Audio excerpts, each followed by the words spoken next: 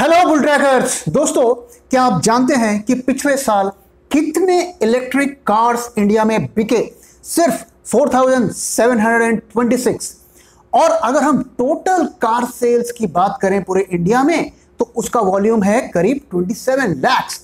तो 27 lakh car sales में EVs बिकी सिर्फ 4726।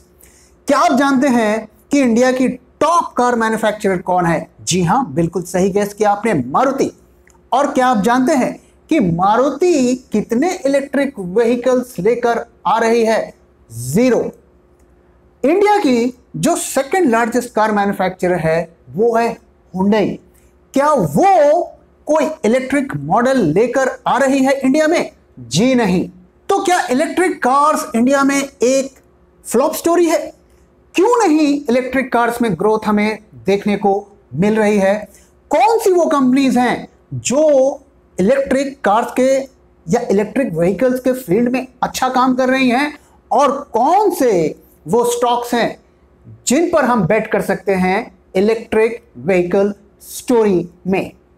इन सभी क्वेश्चंस का आंसर आपको इस वीडियो में मिलेगा और भी बहुत कुछ जानने को मिलेगा। आइए सबसे पहले जानते हैं कि इंडिया में इलेक्ट्रिक व्हीकल्स का क्या सीन है।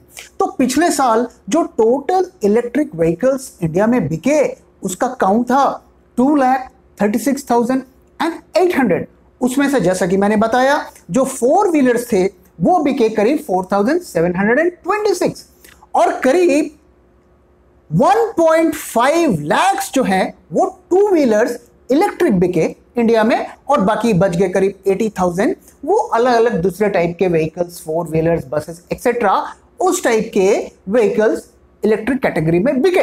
तो दोस्तों देखिए कि कितना हाइप क्रिएट किया गया और कितने अपर केस लोअर केस बन गए ईवी स्टॉक्स के। लेकिन अगर हम कार्स की बात करें तो कितनी कार्स बिकी? सिर्फ 4,726। जानता हूं आप ये सोच रहे होंगे कि ये तो एक फ्यूचरिस्टिक ग्रोथ स्टोरी है और अभी तो एक शुरुआत है। तो दोस्तों मैं आपको बता दूं कि इसी तरीके की बातें जब .com बूम स्टार्ट हुआ था तो कहा जा रहा था, जब एयरलाइन इंडस्ट्रीज इंडिया में सेटअप कर रही थी तो कहा जा रहा था, और यही बातें तब कही जा रही थी जब टेलीकॉम की कंपनीज इंडिया में नई नई आ रही थी। लेकिन आप जानते हैं इन सभी इंडस्ट्रीज का क्या हश्र हुआ? I know, you are still not convinced. Don't trust me, but I'm sure you will trust what India's top car manufacturers has to say about electric vehicles. और कौन है वो 2 top car manufacturers in India? वो है मारुति और Hyundai। और ये दोनों टॉप कंपनीज इंडिया में एक भी इलेक्ट्रिक व्हीकल मॉडल नहीं बना रही हैं। दोस्तों मारुति का जो टोटल मार्केट शेयर है कार्स में इंडिया में वो है 45% और Hyundai का करीब 20%। तो ये दोनों मिलकर 65% मार्केट को कंट्रोल करते हैं इंडिया में कार्स के। और ये वो कंपनीज हैं जो इंडियन कंज्यूमर की नब्ज को पहचानती हैं और ये इलेक्ट्रिक व्हीकल्स को लेकर जरा भी एक्साइटेड नहीं है। मारुति का कहना है कि इंडिया में प्योर इलेक्ट्रिक व्हीकल्स नहीं चलेंगी, अगर कुछ चलेगा तो वो है हाइब्रिड मॉडल्स इंडिया में चलेंगे। और इसी से रिलेटेड एक सर्वे भी किया गया जिसके रिजल्ट्स में यही बात निकल कर आती है। सिर्फ 4% लोगों ने कहा कि वो प्योर इलेक्ट्रिक व्हीकल्स को फेवर करते हैं, जबकि 24% लोगों ने कहा कि वो हाइब्रिड मॉडल्स को परचेज करेंगे, और बाकी के लोगों ने ये कहा कि वो इलेक्ट्रिक यूज नहीं करेंगे। वहीं Hyundai कंपनी का कहना है कि बाय 2024 इंडिया में सिर्फ 1% कार्स ही इलेक्ट्रिक यूज होंगी। ब्लूमबर्ग ने भी एक सर्वे किया और उसके मुताबिक बाय 2030 जो इलेक्ट्रिक कार्स का जो टोटल वॉल्यूम होगा वो बनेगा करीब 8%, जबकि वर्ल्ड वाइड ये करीब 30% तक पहुंच जाएगा। वहीं ICRA और क्रिसिल ने भी एक सर्वे किया और उनका कहना है कि बाय 2025 सिर्फ 5% कार्स जो होंगी वो इलेक्ट्रिक बिकेंगी इंडिया में।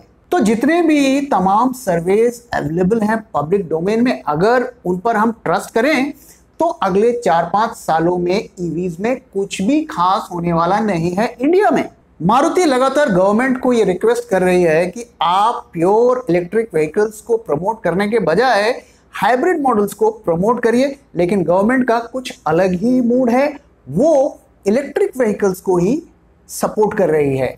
और उन्होंने इलेक्ट्रिक व्हीकल्स के सेल्स को इंक्रीज करने के लिए कई तरीके के इंसेंटिव्स का अनाउंसमेंट किया है, जिसमें से पहला ये है कि जो इलेक्ट्रिक व्हीकल्स पर सिर्फ 5% का जीएसटी लगेगा। दोस्तों ये एक बहुत ही मजेदार बात है, क्योंकि आप अगर पराठा रेस्टोरेंट से खरीदेंगे या ऑर्डर करेंगे तो उस पर 18% का जीएसटी लगेगा, और वहीं आप इलेक्ट्रिक कार जिसे बड़े बड़े रईस लोग खरीदेंगे वहां पर सिर्फ 5% का जीएसटी लगेगा।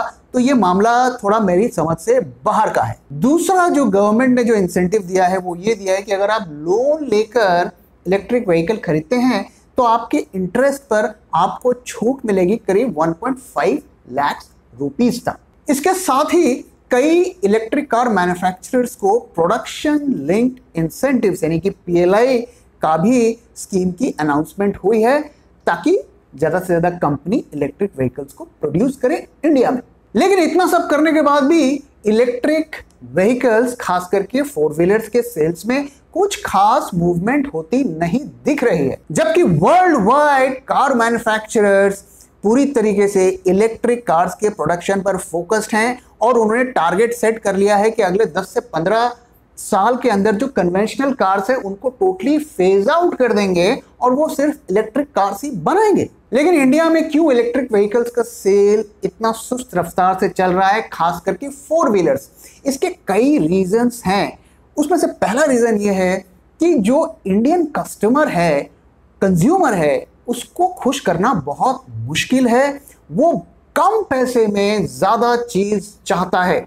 आप देखिए, एक इंडियन कंज्यूमर अगर एक ठेले पर अंगूर भी खरीदने जाता है, उसे 100 ग्राम अंगूर खरीदना है, लेकिन वो खरीदने से पहले वो 4 अंगूर मुफ्त में खा लेता है, फिर कहता है नहीं जी तुम्हारे अंगूर अच्छे नहीं है करके किसी और ठेले पर चला जाता है। तो इतने टफ कस्टमर्स होते हैं इंडिया के, और इनको अगर आपको कोई माल बेचना है तो उनको बहुत सारा वैल्यू आपको सस्ते प्राइस पर देना पड़ेगा। तो ऑटो कंपनीज क्यों नहीं इंसेंटिव देकर इलेक्ट्रिक कार्स को ज्यादा से ज्यादा बढ़ाने की कोशिश कर रही हैं? उसका कारण यह है कि वो अभी भी कन्विंस नहीं है कि इंडियन कंज्यूमर्स को इलेक्ट्रिक कार्स उस तरीके से इंटरेस्ट कर रहा है। तो वो वेट कर रहे हैं कि कस्टमर की तरफ से थोड़ा हमें इंटरेस्ट दिखे, तब हम तरह तरह की स्कीम्स लगाकर उनको लुभाएं। और कस्टमर वेट कर रहा है कि आप पहले हमें सस्ते प्राइस पर अच्छा माल दीजिए, तब हम अपना इंटरेस्ट आपको दिखाएंगे। दूसरा जो कारण है लैक ऑफ चार्जिंग इंफ्रास्ट्रक्चर। देखिए, जो इलेक्ट्रिक व्हीकल्स होते हैं, अगर हम टाटा नेक्सन की बात करें तो वो सिंगल चार्ज अगर आप करेंगे तो वो करीब 300 से 350 किलोमीटर चलती है। और वहीं अगर हम टेस्ला की बात करें तो उसकी रेंज ज़्यादा है, वो 600 to 700 किलोमीटर तक सिंगल चार्ज पर चलती है। तो जितनी भी इंडियन कार्स इस वक्त अवेलेबल हैं वो 250-300 के आसपास का रेंज देती है सिंगल चार्ज में, जो कि लोकल ट्रैवल के लिए विद इन द सिटी तो सेफ है। लेकिन आप जानते हैं इंडिया के कंज्यूमर्स को, वो पराठे खाने दिल्ली से मूर्थल चले जाते हैं, 200-250 किलोमीटर उनको ट्रैवल कर लेते हैं। तो उनके लिए ये एक थोड़ा सा डिसएडवांटेजियस है कि अगर बीच में कहीं उनका चार्ज खत्म हो गया तो उनको चार्ज का इंफ्रास्ट्रक्चर नहीं मिलेगा। हालांकि चार्जिंग इंफ्रास्ट्रक्चर को इंप्रूव करने के लिए काफी कंपनीज काम कर रही हैं, लेकिन उसका रिजल्ट दिखने में अभी कई साल लगेंगे। क्योंकि देखिए, अगर आपने चार्जिंग स्टेशंस बना भी दिए तो उतने कार्स तो हैं ही नहीं कि वो उनका बिजनेस मॉडल सस्टेन कर सके या प्रॉफिटेबल बने। तो ये एक classic chicken and egg story है, और आने वाले सालों में हमें दिखेगा कि इसमें कौन जीतता है। तीसरा जो रीजन है पुअर सेल्स का, वो है कि ये कार्स जो है ये इतनी अफोर्डेबल नहीं है। जो इंडिया में जो चीपेस्ट कार है वो टाटा मोटर्स बनाती है इलेक्ट्रिक कार, और वो है टाटा नेक्सन, और इसका प्राइस भी करीब 14 to 16 लाख के बीच में पड़ता है। और यही कारण है कि इलेक्ट्रिक कार्स के कैटेगरी में इंडिया में ये टॉप सेलर मॉडल है, क्योंकि ये चीपेस्ट इलेक्ट्रिक कार है। तो आप सोचिए कि इसका प्राइस सबसे कम है और 4700 जो कार्स, इलेक्ट्रिक कार्स बिकी इंडिया में, उसमें करीब 3800 तो टाटा नेक्सन की ही कार बिकी। तो इलेक्ट्रिक कार्स की कॉस्ट हाई क्यों है? क्योंकि जो उसका कार का जो बैटरी इंफ्रास्ट्रक्चर है वो काफी एक्सपेंसिव है। तो 50% कॉस्ट उसी की बनती है कार पे। तो जब तक एक रिवोल्यूशनरी कार चार्जिंग इंफ्रास्ट्रक्चर नहीं बनेगा तब तक इसकी प्राइसेस कम नहीं होंगी। हालांकि अब लोग हाइड्रोजन फ्यूल की बात कर रहे हैं और रिलायंस इंडस्ट्रीज ने यह दावा किया है कि वो सबसे सस्ता हाइड्रोजन सेल बनाने वाले हैं और साथ में एडवांस्ड बैटरी इंफ्रास्ट्रक्चर भी बनाने वाले हैं। और इसके लिए उन्होंने करीब 75,000 करोड़ का इन्वेस्टमेंट करने का प्लान किया है। तो मेरा उनसे हाथ जोड़कर इतना ही रिक्वेस्ट है कि आप पहले जियो और जियो मार्ट तो ढंग से चला लीजिए, उसके बाद इन चीजों पर कूदिए, क्योंकि देखिए हर जगह उंगली करना भी कोई बहुत अच्छी स्ट्रैटेजी नहीं होती है। तो आइए अब बात करते हैं कि वो कौन सी कंपनीज हैं जो इलेक्ट्रिक व्हीकल के फील्ड में अच्छा काम कर रही हैं और मार्केट लीडर बन सकती हैं। तो पहले फोर व्हीलर्स की बात करते हैं। और फोर व्हीलर्स में इलेक्ट्रिक व्हीकल के फील्ड में अगर कोई कंपनी सीरियसली काम कर रही है तो वो है टाटा मोटर्स, और उनके लीडर बनने के इस फील्ड में बहुत अच्छे चांसेस हैं। लेकिन टेस्ला के आने के बाद क्या होता है इस पर कोई किसी तरीके का कमेंट करना इस वक्त बहुत मुश्किल है। तो टाटा मोटर्स इलेक्ट्रिक व्हीकल के फील्ड में बहुत कुछ कर रही है, लेकिन फिर भी उसके सेल्स कुछ खास नहीं बढ़ रहे हैं। और मैं इससे रिलेटेड कुछ खास पॉइंट्स आपके साथ शेयर करता हूं। तो कंपनी का कहना है कि वो आने वाले कुछ सालों में ईवी मार्केट का 25% शेयर ग्रैब करने का टारगेट कर रही है। और इसीलिए आप देखेंगे कि आने वाले कुछ महीनों में या सालों में वो करीब 10 न्यू ईवी मॉडल्स लॉन्च करने वाली है। और साथ ही कंपनी का कहना है कि हम सिर्फ हाई एंड मॉडल्स ही नहीं बनाएंगे, हम ऐसे मॉडल्स बनाएंगे जो सस्ते होंगे और इंडियन कंज्यूमर्स को के लिए अफोर्डेबल होंगे। और साथ ही कंपनी का कहना है कि वो चार्जिंग इंफ्रास्ट्रक्चर पे भी काम कर रही है और वो करीब 10,000 चार्जिंग स्टेशंस करीब 25 सिटीज में बनाने का प्लान कर रही है आने वाले सालों में। साथ ही कंपनी का कहना है कि वो हाइड्रोजन सेल्स टेक्नोलॉजी पर भी काम कर रही है टाटा पावर्स के एसोसिएशन से, और साथ में वो कुछ बसेस भी बना रही है जो हाइड्रोजन पावर्ड होगी और फिलहाल उनका ट्रायल रन चल रहा है। लेकिन ध्यान रहे कि कंपनी के ऊपर करीब 40,000 करोड़ का लोन है। हालांकि कंपनी ने बोला है कि अगले 3 सालों में वो अपने जितने भी उनके जो कर्जे हैं उनको जीरो कर देगी। टाटा मोटर्स के बारे में एक और चीज आपके साथ शेयर करता हूं।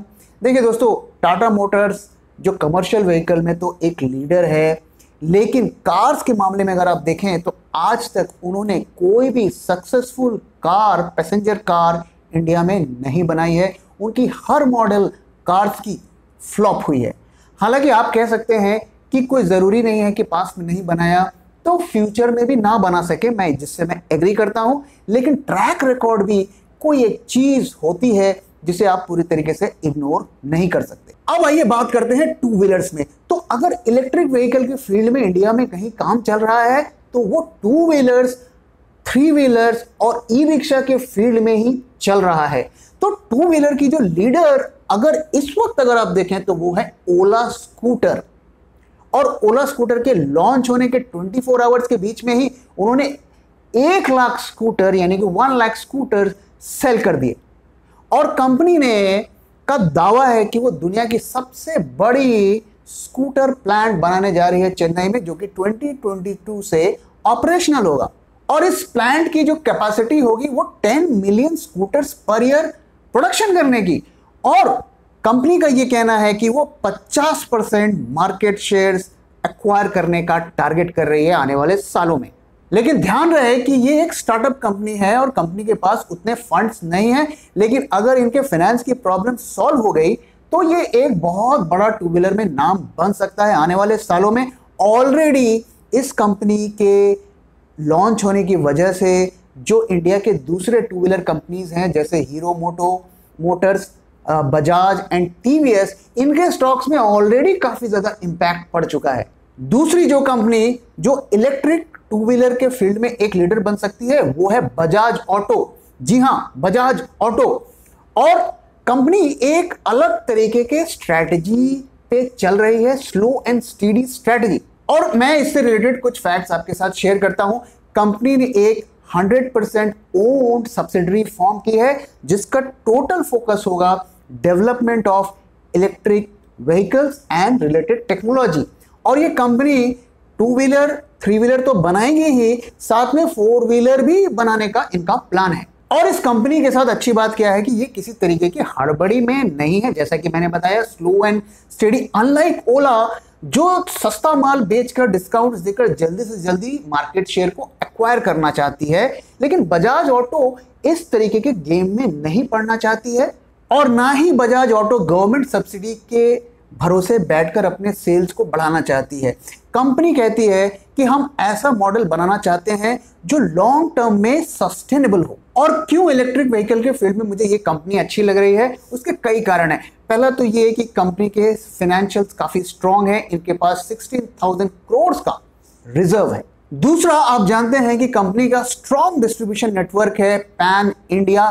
गली गली मोहल्लों मोहल्लों में आपको इनके फ्रेंचाइजीज दिख जाएंगे। एक और चीज जो कंपनी के फेवर में जाती है कि कंपनी काफी माल एक्सपोर्ट भी करती है।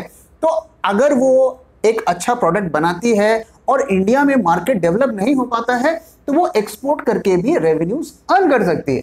कंपनी ने रिसेंटली ही एक बेंगलुरु बेस्ड कंपनी यूलू को एक्वायर किया है जो कि ईवी के फील्ड में काफी अच्छा काम कर रही है। तो ये बताता है कि कितना वो सीरियस है ईवी के फील्ड में। दोस्तों, आपके साथ एक और इंटरेस्टिंग फैक्ट शेयर करता हूं 2 व्हीलर मार्केट के से रिलेटेड, और वो ये है कि इंडिया में जितने भी 2 व्हीलर बिकते हैं उसमें से 70% बाइक्स बिकते हैं और 30% स्कूटर्स बिकते हैं। तो इंडिया जो है 2 व्हीलर का अगर मार्केट देखें तो इसमें बाइक सेल्स का डोमिनेंस है। तो अगर आप इलेक्ट्रिक व्हीकल स्टोरी में अगर इन्वेस्ट करना चाहते हैं तो मेरे हिसाब से मुझे 2 ही companies, of course listed companies दिखती हैं, जिसमें है टाटा मोटर्स और दूसरी 2 व्हीलर में बजाज ऑटो। हालांकि ओवरऑल इलेक्ट्रिक व्हीकल स्टोरी में मुझे कुछ खास दम नहीं लगता।